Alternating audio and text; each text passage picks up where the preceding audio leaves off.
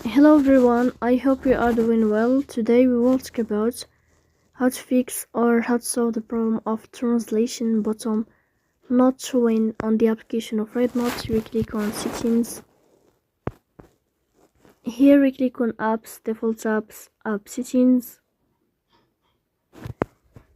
Then we're scrolling down until you find this application of REDnote. Then this page of app info, you will click on first stop and you will click OK. Here you will enter to the window of storage. Then we click on clear cache. In the end you can turn off your phone and you can wait a moment to restart your phone again.